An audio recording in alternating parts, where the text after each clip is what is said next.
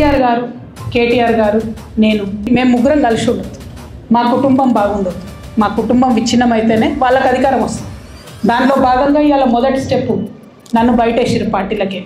BRS party నుంచి MLC కవితను తొలగించడం అయితే జరిగింది. కాళేశ్వరం మొత్తం నాశనం చేసింది వాళ్ళే కదా.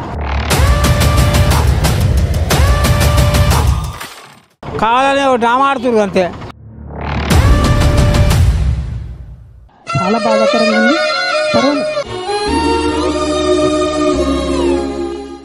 హాయ్ హలో నమస్తే, నేను శ్రావణి. ఈరోజైతే మనం కరీంనగర్లోని మెయిన్ చౌరస్తా గీతాభవన్ దగ్గర అయితే ఉన్నాము.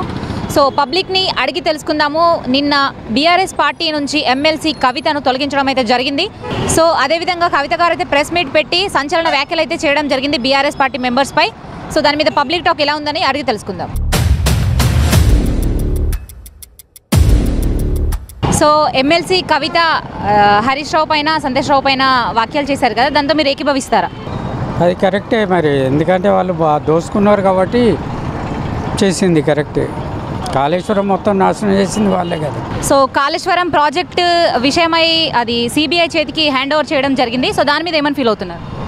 చాలా మంచిది, అది మంచి పని చేస్తాను. ఎందుకంటే ప్రాజెక్ట్ కట్టమని ఇస్తే లక్షల కోట్లు తింటే ఎట్లా పబ్లిక్ ప్రజల పైసలు ఇంతకని తింటారు? అందుకే చేసిన కరెక్టే, మంచిది. సిబిఐ కవిత రాజీనామా చేయడంపై అది వాళ్ళ కుటుంబ వ్యవహారము. అది వాళ్ళు మంచి కొరకు చేసినా చెడు కొరకు చేసినా అది వాళ్ళ అంతర్గతంగా వాళ్లకు సంబంధించిన విషయము. అది కవిత రాజీనామా చేసిందనంటే ఫస్ట్ కేసీఆర్ గారు, కేటీఆర్ గారికి వాళ్ళకి తెలిసి ఉండాలి. మరి ఎందుకు కొరకు చేసిండ్రు, వాళ్ళు ఆస్తులు పాస్తులు కాపాడుకోవాలని చేసిండ్లా, మరి దాని కొరకు చేసిండ్లా అనేది అది వాళ్ళ వ్యక్తిగత విషయం అని నేను అనుకుంటున్నాను.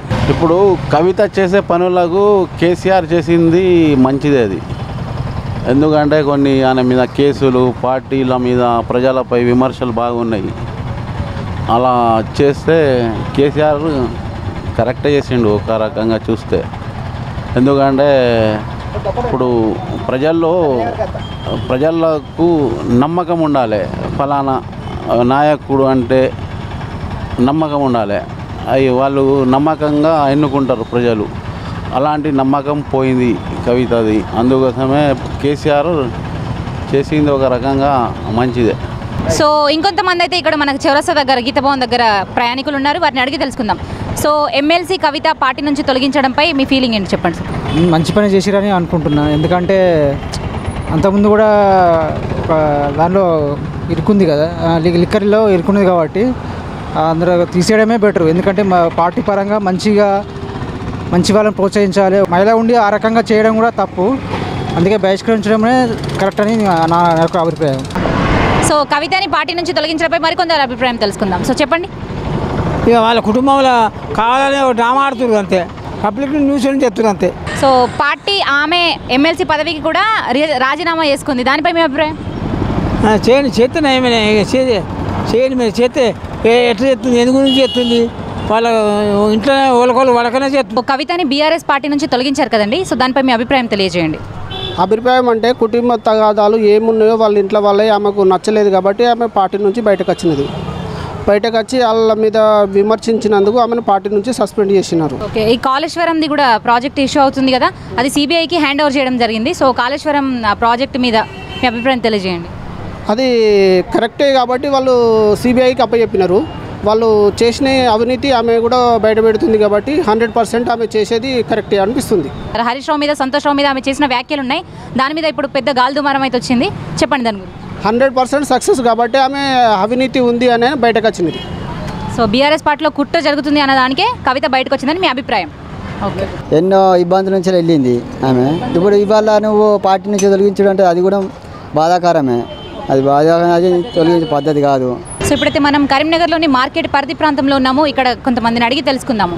సో కవితను పార్టీ నుంచి తొలగించడంపై మీ అభిప్రాయం చెప్పండి. కవితను ఎప్పుడు పార్టీ నుంచి తొలగించడం, ఆమెకు హరీష్ రావు మీద అభియోగం చేసి బయటకు పోతుంది కదా, అది ఎప్పుడో తెలిసి ఉండాలి కదా. వాళ్ళ పార్టీ వాళ్ళంతా కుటుంబ ఫ్యామిలీ కాబట్టి ఇప్పుడు కొత్తగా అభియోగం పెట్టి పోయేది అది కరెక్ట్ కాదు. ఆమె కూడా చేసింది కదా, ఆమెను ఎందుకు జైలు వేయాల్సి వచ్చింది? లిక్కర్ స్కామ్లో ఆమె చేసింది కదా, అప్పుడు తండ్రి కాపాడినట్టే కదా. మరి ఇప్పుడు కొత్తగా వచ్చింది ఏమున్నది, కొత్తగా పోయేదేముంది ఆమెకు పార్టీలకి వెళ్ళిపోవడానికి? ఓకే, కాళేశ్వరం ప్రాజెక్టును సిబిఐకి అప్పగించడంపై మీ ఫీలింగ్ చెప్పండి. కాళేశ్వరం ప్రాజెక్ట్ అంటే ఫ్లాట్ కరెక్ట్ కేసీఆర్ అనేటోడు రైతులకు 100 కాదు 200% మేలు చేసిండు.